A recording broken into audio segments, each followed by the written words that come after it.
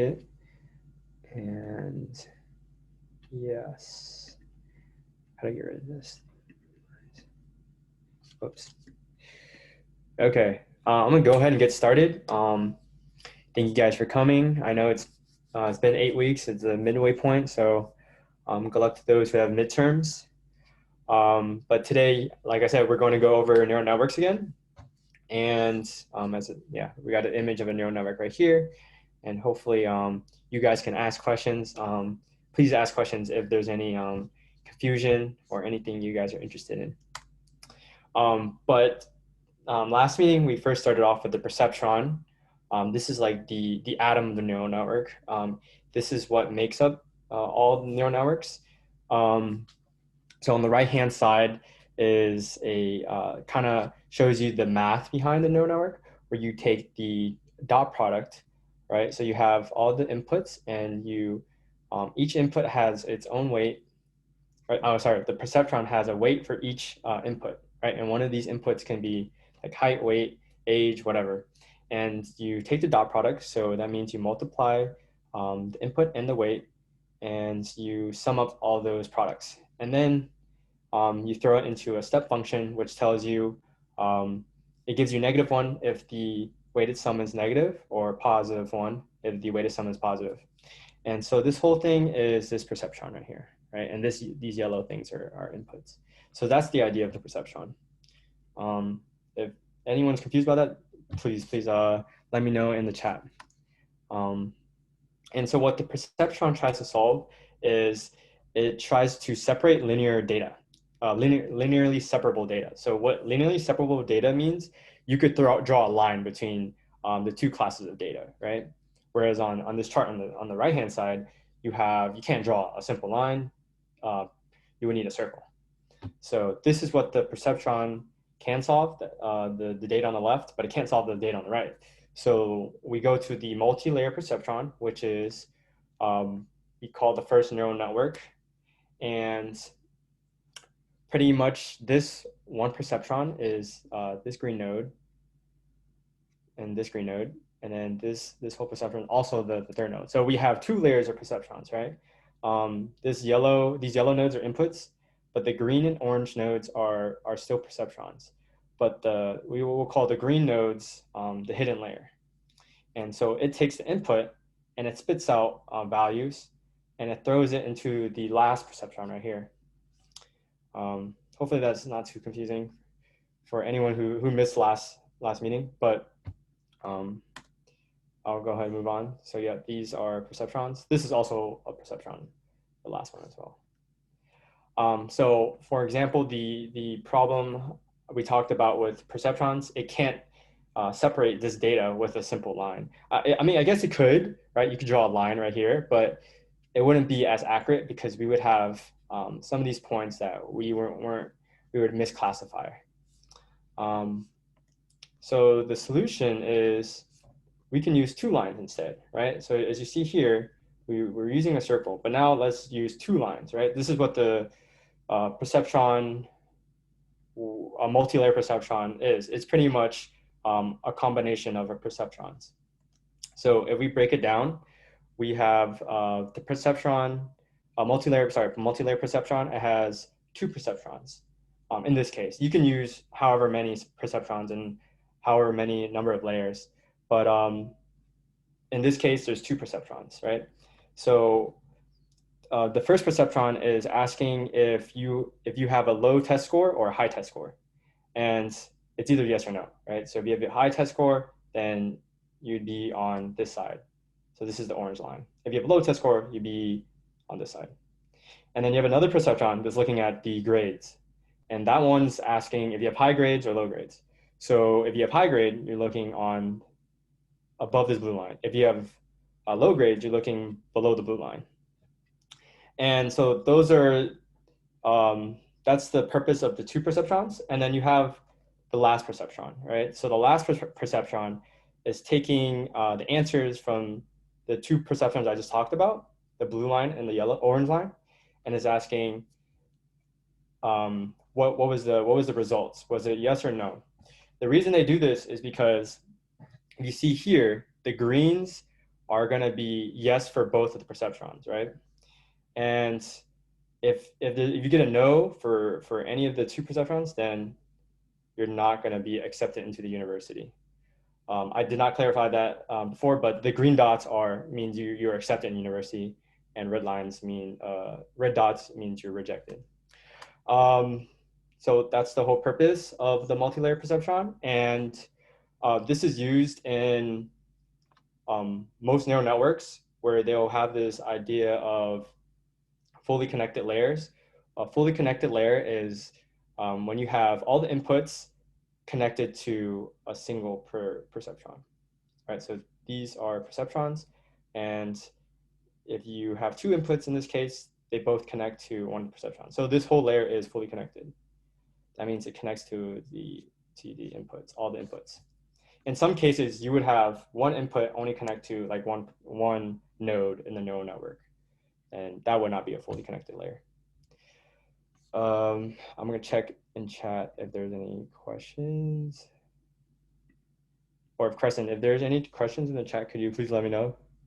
I can't check it right now. Sure. Okay, thank you. Yes, so I'm continuing, and just briefly to talk about how do we train it. So one thing I did not mention was the perceptron. So I did mention, but just to clarify, perceptrons all have weights. So this green perceptron has its own weights, and this other green perceptron has its own weights. And we initialize it with random weights in the beginning. But as we train it with data, it slowly changes the weights. And we do that using this idea of gradient descent. So as you see here, we have our cost function, and we want to change our weights such that we reduce the loss, which is, for example, the rate of misclassification. And that's how we train the multi-layer perceptron. I'm not going to go too deep in that, but if you have questions, let me know. And here's some terminology. I already talked about the fully connected layer. That means all the nodes are connected to all the inputs, right? And then there's also the hidden layer. So you've probably seen hidden layer if you've done some research. And it's pretty much, you're not connected to the,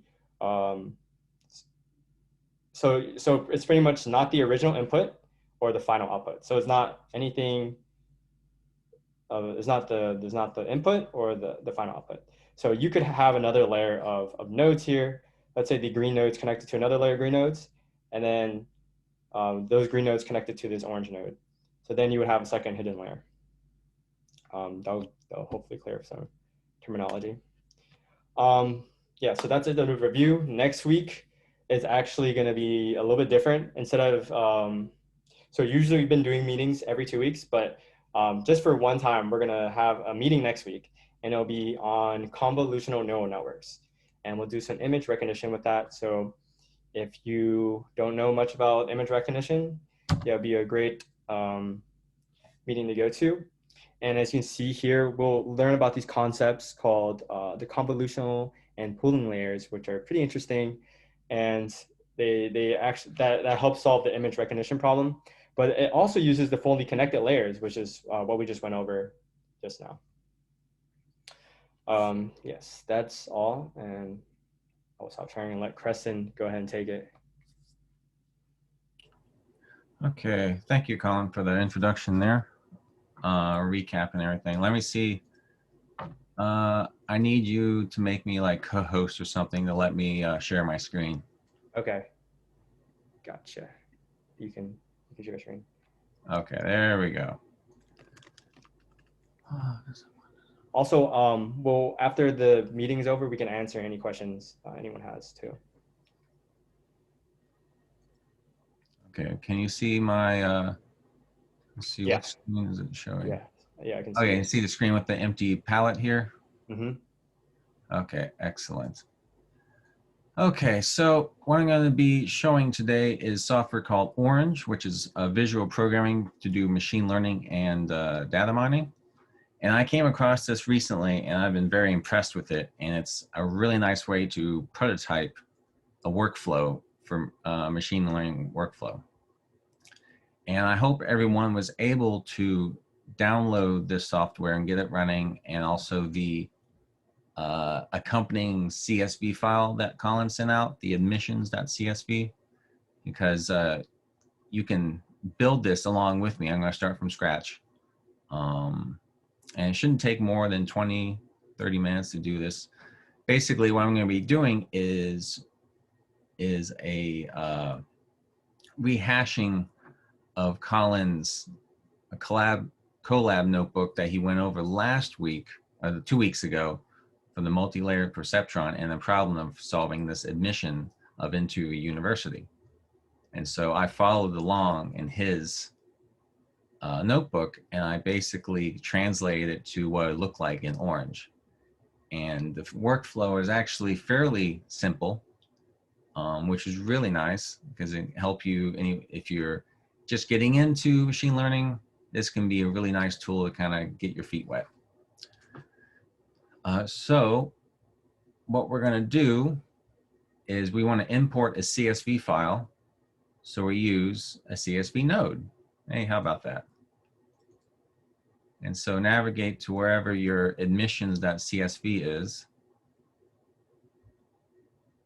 Go ahead and open that up. And this is really nice because it will ask you what type of each column could be. It can automatically detect it. You can tell it's numeric, categorical, text, a date, time, or just ignore it. And so for this data set, let me make this a little bit bigger. There we go. For this data set, everything I set as numeric, except for research and admission, which these are binary, 0 or 1. So the categories, did these students do research or not? Were they admitted or not? So those are examples of categorical information. And so, like I said, you can go through each of these set to be numeric. I had done that ahead of time, so it pre-populated. So I'm gonna give you a moment to be able to do that yourself if you're able to follow along.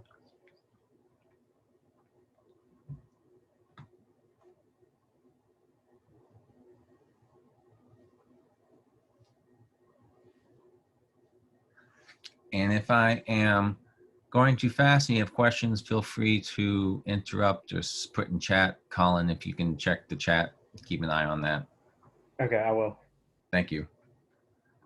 Okay, so let me go ahead and click OK. It tells you how many rows there are, how many features there's. So that means there are 8 columns. Each column is a feature. And the meta, I haven't quite understood that quite yet. I think that might be strings, if you have a string column. I've run into that with other data, but we're not going to worry about that today. And so what's interesting, it's like, okay, I loaded this data. I want to see what type of distributions I'm dealing with. So you can actually pull a line, just click on here and just pull a line away, and it'll open up this menu. You can start typing what you want and distributions. And what's really nice here is you can do a histogram of all the variables. And one thing that we're interested in is admission. Now, one thing we talked about before last week, 2 weeks ago, was this is an example of an imbalanced categories classification problem, where we have, let's see how many it should select. Yeah, we got 367 that were admitted, and we have 33 that were not. So we're trying to classify between these two, whether it's admit or not. And so there's a huge difference here. Oops. Yeah, so there's a huge difference right here. And so we want to be able to do one of two things. We can upsample. Let me make sure I'm getting my terminology correct. Sorry, oversample. My bad. We can oversample the data, and we can also undersample. And I'll show both situations. And so what we want to do, since we're doing classification, we want to tell Orange which variable do we want to classify on? What are we trying to get in the end? And so we can select that column using select columns. We open that up. Originally, you will see that admissions is in this list of features, but you want it to be a target variable, which means the classification variable. What are you trying to classify?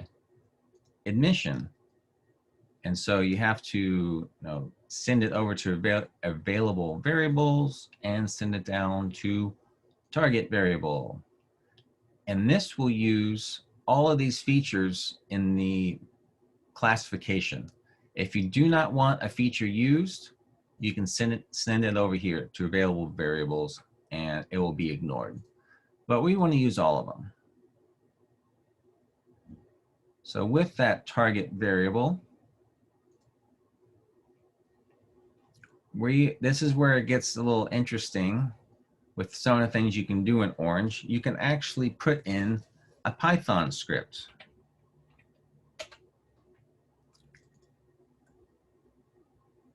And this one actually is pre-populated, but I'm going to copy and paste this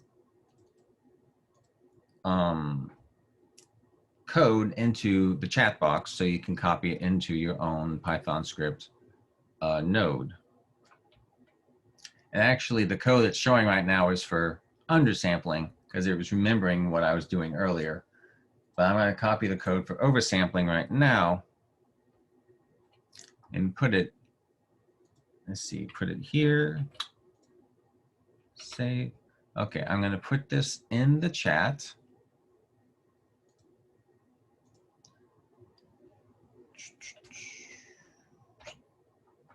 And it's hopefully the formatting will, it looks like the formatting got preserved. That's good.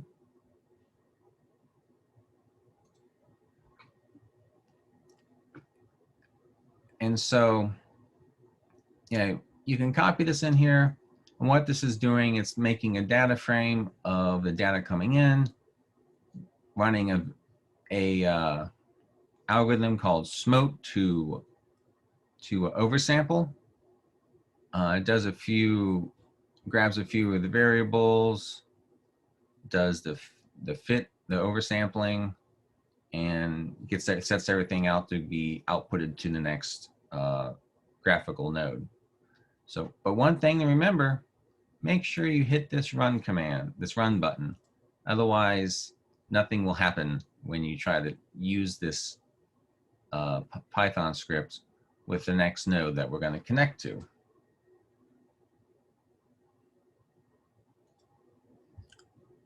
Let me go ahead and rename this. Over sample. Okay. And what we can see here, we can look at distributions again of the admissions, and look, they are balanced. They are equal. And so the oversampling was successful. And so now we can try the classification using the multi-layer perceptron that Colin was talking about, which Orange makes this nice and simple. And so first what we want to do is create what's called a data sampler. And this takes your data, let me open it up. We're going to do a fixed proportional of the data. What it does, it takes a portion, which in this case is 70% of the data, and we're going to send that to the multi-layer perceptron for training. Then we're going to use the rest of the data, 30%, to test to see how accurate our multi-layer perceptron is. Okay, so we want the multi-layer perceptron. Hey, look, neural network has it for me right there. And so in the notebook that Colin had, he created multi-layers. He created 3 hidden layers, 2 nodes, 4 nodes, and then 2 nodes. So each layer is separated by a comma here. And so we made the activation function, which tells yes or no. You give it input and it will say no. It uses a logistic function to say whether it is or is not classified as admission or not. And so what we can do now that we have that neural network, we can do prediction. Now what we have here, you can see on this line, it's a data sampler to data. It's only sending that 70% through this pipeline. We want the other 30% for testing. So we can actually connect data sampler to the prediction. We double click on this line, and right now it's taking the data sample going straight to data, which is that 70%. However, we don't really want that.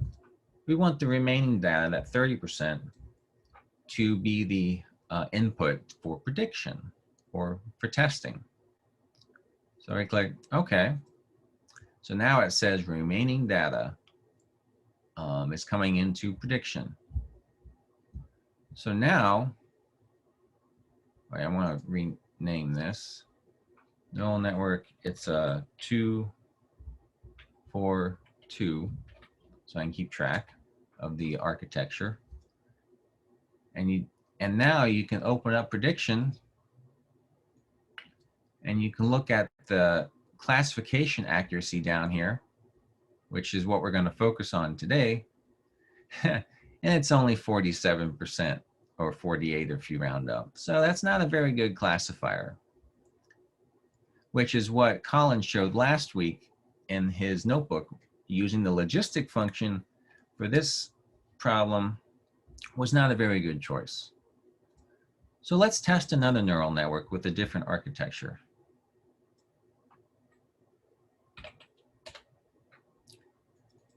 Now let's make this, this is something I played with, a single layer, hidden layer of 10 neurons. And let's change logistic to ReLU, which he went over 2 weeks ago.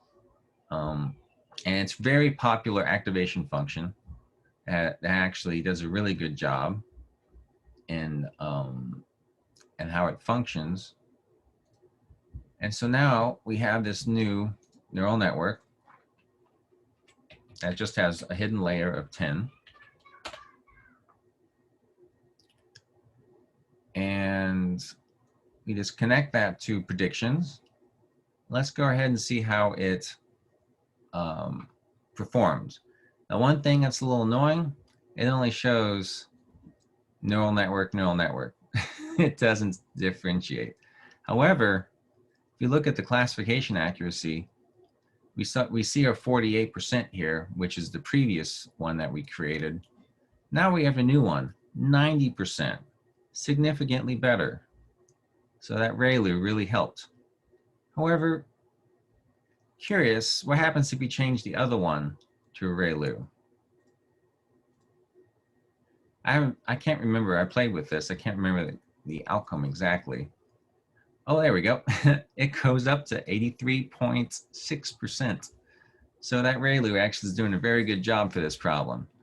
And that's one thing that's nice about this program is you can play around with the activation functions and pieces like that to see, what configuration, what hyperparameters and architecture of your network works best for your problem. So now I don't know if there are any questions or whatnot before I go to undersampling workflow. There's no questions, but it's cool to see how messing with the architecture will change the classification accuracy. Yeah, well, I found that very interesting, the big differences there were with that. Okay, let's see here. Now, what's nice is we're going to do undersampling now, and all we need is another Python script. And this is actually, it remembered my undersampling code, which I will paste into the chat.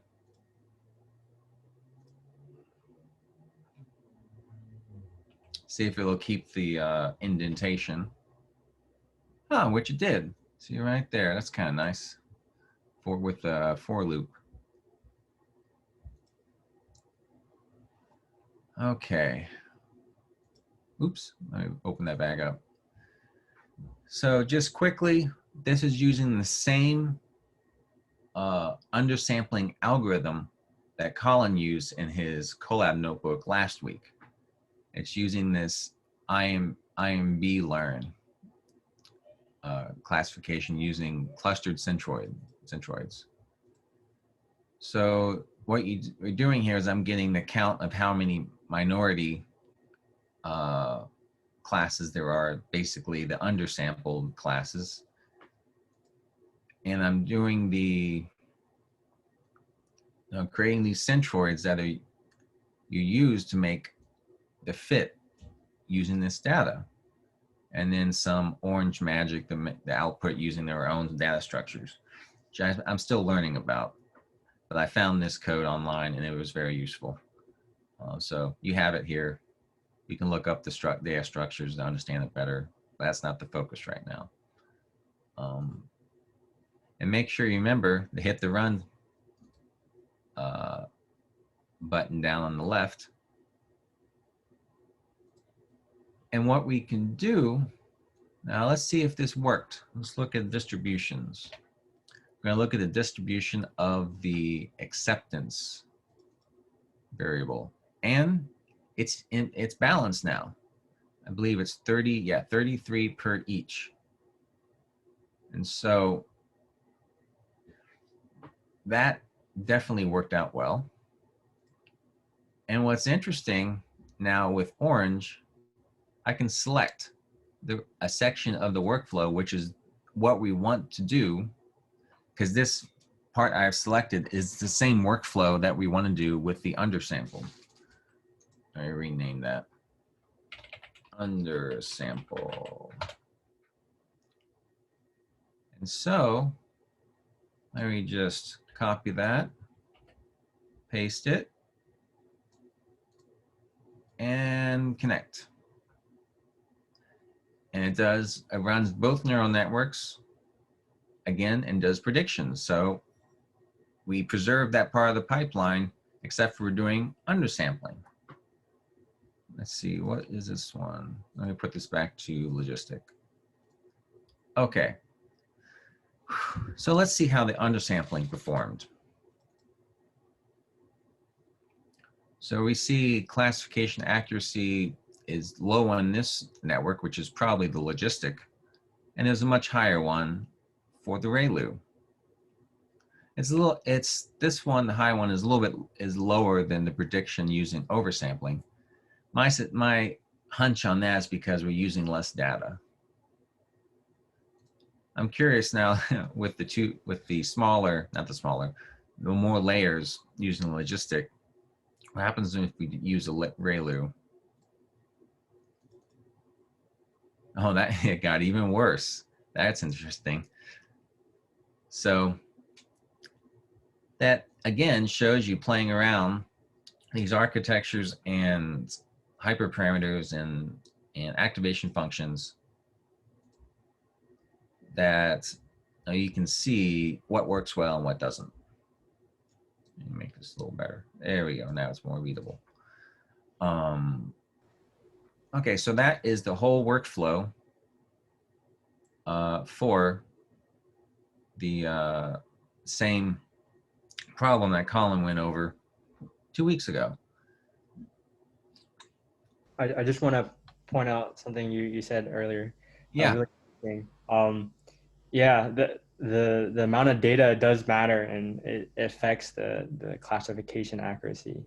So it's really cool to see, like, you have a lot of data points, right, with the oversampling, where you take more data points for the class that doesn't have as many data points, and then you can see like the predictions are pretty good. But if you do the undersampling, reduce the class with too many data points, you see the predictions kind of sucked. That's cool. Yeah. So this is a nice example just to show. Sorry, Crescent. There was a Yeah, I saw there was a couple chats. What's up? seems like no module named imblearn when I try to run the Python scripts. It sounds like you do have to install modules. Can you do that through Orange? Oh yeah, that's right. I completely forgot about that. Thank you. There is at the top, there is add-ons. It's retrieving the packet list. And you can actually do imb learn. Oh, sorry. It's in the add more button. imb learn. Add. And it adds that's a package. Learn. So that should fix the problem.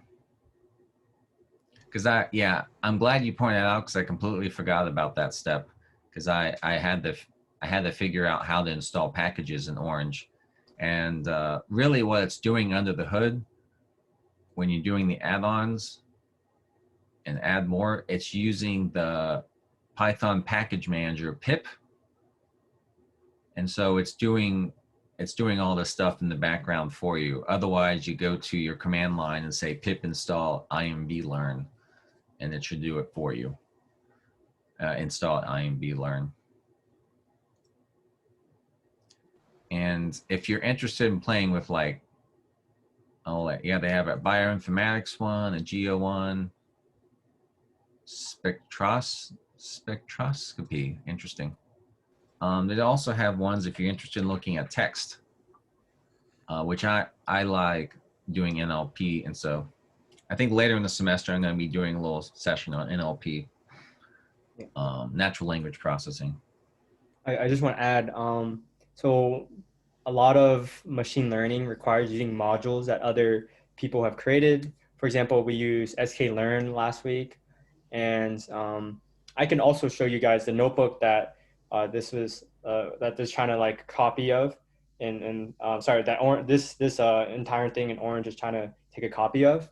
So that's one thing that's good about Google Colab, where they have a lot of these packages installed already. So we don't have to install them on our notebooks. But if you're going to do machine learning on your own computer, then you would probably need to install some of these packages like imblearn to do some of the oversampling and undersampling.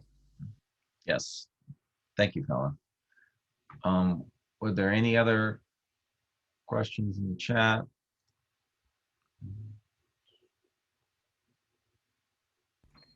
I don't see any questions. Hopefully they got it able to work. Yeah. Oh, good. It works. Awesome. Whew. Sounds good. Yeah, that's good to see that, because that is what you always take a risk on when you do live demos. I've done a lot of live demos, and it's interesting situations that you have to be on your feet to try to solve. Yeah. Those are tricky, especially the downloads.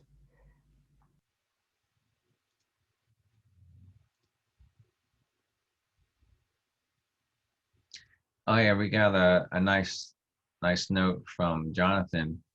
Yeah, I've seen Orange years ago, but I never really looked at it until recently. I'm part of a working group in the library that looks at text and data mining, and we were reviewing different tools, and I came across this one.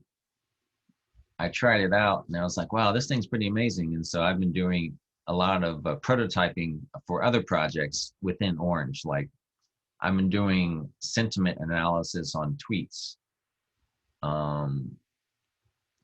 Interestingly enough, specifically for our current president, which there are data sets on Kaggle of his tweets. And so I've been playing around with that, looking at sentiment analysis of his tweets through time. It's kind of cool.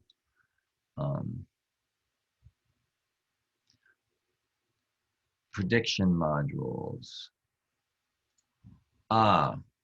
Yes, these other numbers I wasn't going to go into deeply, because really, like getting used to machine learning, you look at the classification accuracy.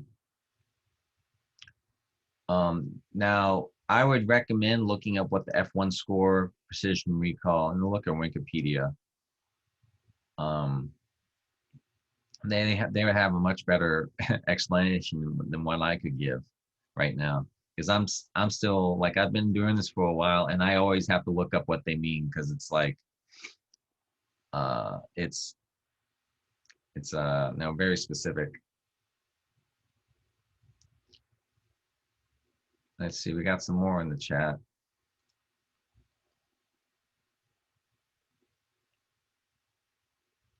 Okay, good things. Okay, I'm glad this was very informative. I'm seeing in the chat. Yeah, I think Orange is really good for prototyping. What you did was really fast. Whereas like actually coding it using sklearn, although sklearn is still pretty fast, you still have to do a lot of the work with pandas and NumPy, making sure the data is ready to be fed into the neural network. Where it seems like here they kind of just did that and using a user interface, which is much easier if you're not into the coding part. So I'll show you another, after any other questions and this kind of putzing around, I can show you another, some other Orange ones that go into like doing stuff with text. Like I was playing around with this one, which uses. Hey, Crescent, sorry to disrupt, but there was a question. Oh yeah, yeah. Problem with text being too large. Is that a problem you've seen? No, I haven't run into that. I would There is. I would assume you could change it in some of the settings, maybe. Maybe try messing with that, Michael. Let's see.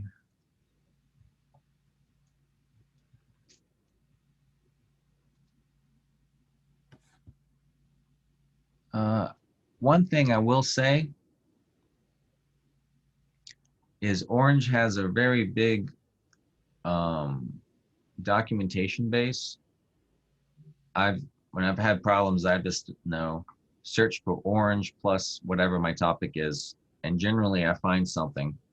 And they also have a lot of really good tutorial videos about how they built, one builds upon the other. They have a whole bunch of them out there on, I believe they have on YouTube. So is a lot of the resources you use to learn Orange on YouTube, or is there like someone you particularly follow for Orange? I looked at YouTube and got a kind of little bit idea of the different pieces, and I kind of explored. And once I learned about it, I tried to make my own from a different problem that I have for another class. And it was pretty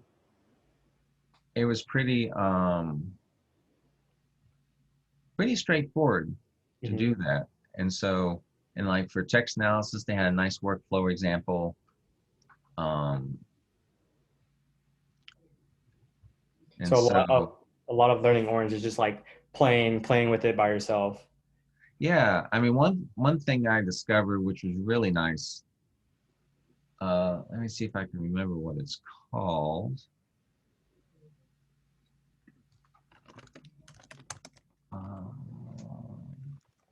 Features. Okay, that's what it's called. Feature statistics. This is really nice if you have a lot of features, want to get a nice overview. This gives you the distribution of every single one, which is in one fell swoop visualization. It's really nice and tells you some other statistics. And I see we have some stuff in the chat. Yeah, that's really nice. I know, and I know like in Python code that's definitely like at least 20, 30 lines of code to see all the features, distribution of the features. And one thing that's real powerful about this is I know is you can put Python code within this workflow. Mm-hmm. Now you have to learn a little about the data structures.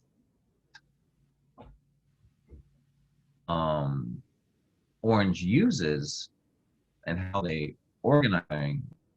Now I have to do that piece that Colin has book workflow.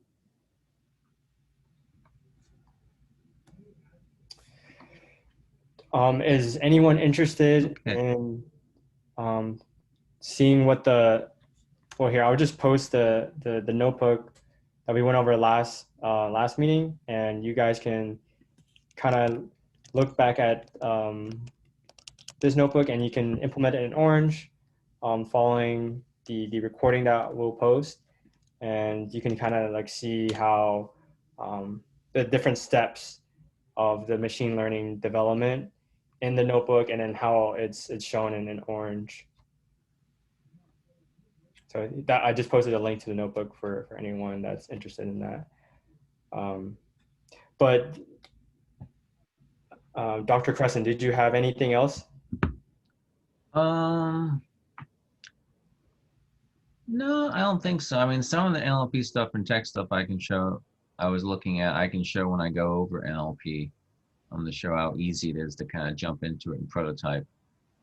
But I would definitely recommend just playing with this. You can get other data sets from Kaggle.com, Kaggle. And that's what I did when I was looking for Twitter data for another project. I just searched around and found some CSV ones and just started playing with it. And there are some tutorials with built-in data sets within Orange. Some it does text classification and predictions.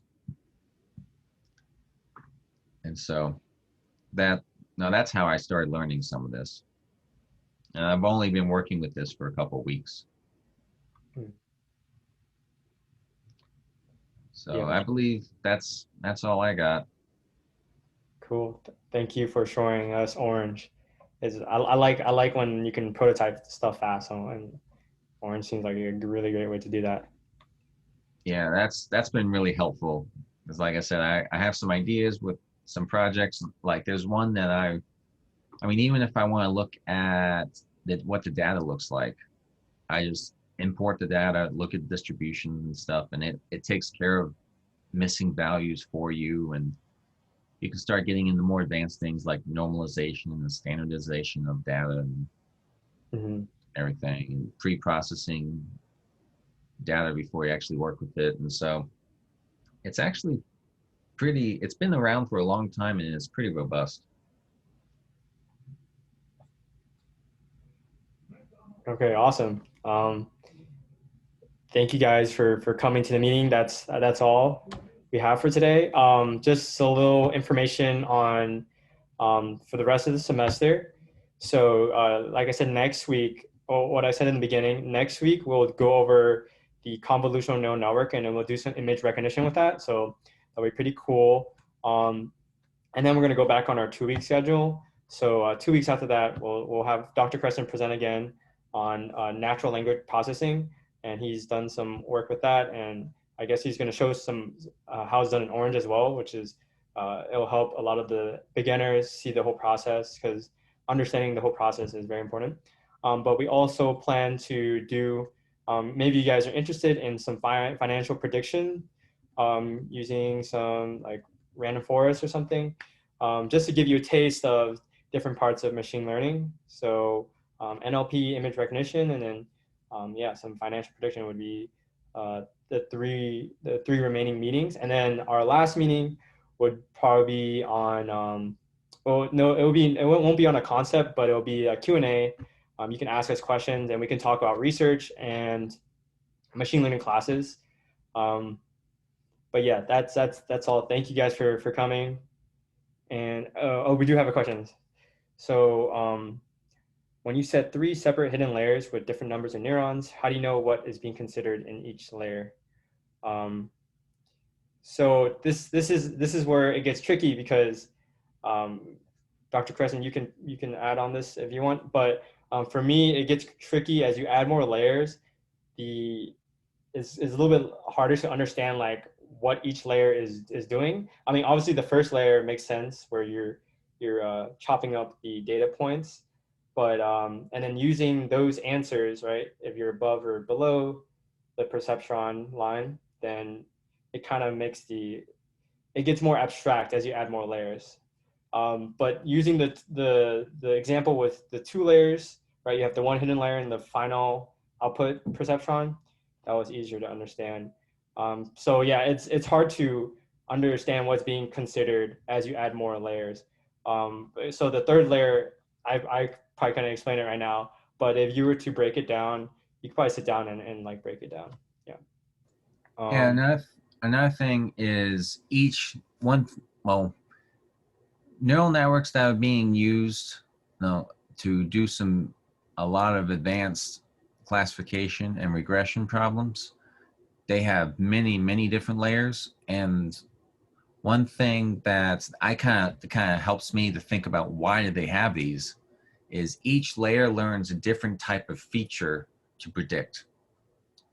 So for example, Colin might be going over this next week with the classification of images, but how a neural network and how a convolutional neural network does is each layer, it learns a little piece of features of an image and gets more and more detailed through each layer until you get to the end. It's like, oh, that's a cat.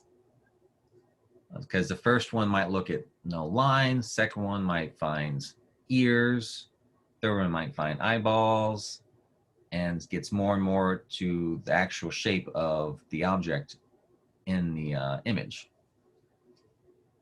And so it's abstracting that each layer kind of learns a different aspect of features within the data. Mm-hmm. And how do you know, you're welcome, Jacob. See, how do you know how many neurons should be used per layer? That there is some conventions out there where for different problems, people have done experiments on how many layers and how many nodes per layer and everything. And so people have already done research on this, and you can kind of build upon that. And so go Thing, ahead, Colin. sorry. I don't know if you're going to talk about this, but one thing you can do is like brute force approach where you try different amount of layers, different amount of neurons per layer. And these are things called hyperparameters where you as the scientist are changing and tuning these hyperparameters to get that highest classification accuracy on the validation set. So there's this thing called grid search where you can change the number of layers, change the number of neurons per layer, and it'll brute force try all of them, and it'll tell you which one has the highest accuracy or which architecture has the highest accuracy. For me, I just put three hidden layers randomly. That was arbitrary. I didn't. There's no logic behind that. Crescent, he had one hidden layer with 10 neurons, and that worked way better. So you really don't know until you try it, and then also doing some review on what other people have done. Yeah, I'm glad you mentioned grid search because I had forgotten about that. Yeah, it's brute force that allows you to kind of find the ideally optimal configuration.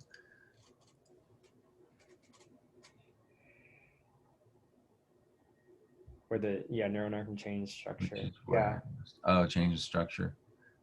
That's why it's good to try out and prototype different architectures and just see like, oh, this one layer has been working better. Let's try adding more neurons to that. Or like 3 layers working well. What happens if we add 4 layers or 4 hidden layers? Well, one thing somewhat more advanced for how to get how to get a better accuracy or better values on your loss function is doing something called dropout, random dropout, where you actually drop nodes. You just remove them from the network randomly with a certain probability. And so that actually helps sometimes. And you experiment with that to see kind of what happens. And there are other techniques for that to know that that can be used to kind of help with the classification. Yeah, that helps with overfitting a lot as well. Let's see.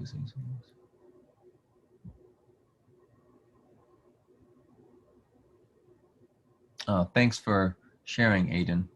Yeah, that's good. Just to remind you guys, we have a Discord set up. I'm not too active on it. I'm sorry. If you guys post links and stuff, I'm sure like it will become more active. I did share a video where this is a new game called Fall Guys, which is like an arcade battle royale game, and someone programmed AI to play Fall Guys just using, I think they used like one key W and like A and D to move left and right, and then they used I think they use a convolutional neural network to like look at the image. He took screenshots, and then based off the screenshot, do we move left or right? And that was pretty cool. But please like post any resources, like Aiden, if you have a link to that book, that'd be cool. Unless it's not online, then that would suck. But yes, cool. Thank you. Lucas asked if it's a guide for, okay. I'm not sure what the book is, so I'll let Aiden answer that. So yeah, I'm gonna end the recording, and if you guys want, we can stay around and answer more questions. But if not, have a great rest of your week, and good luck on any midterms for you guys.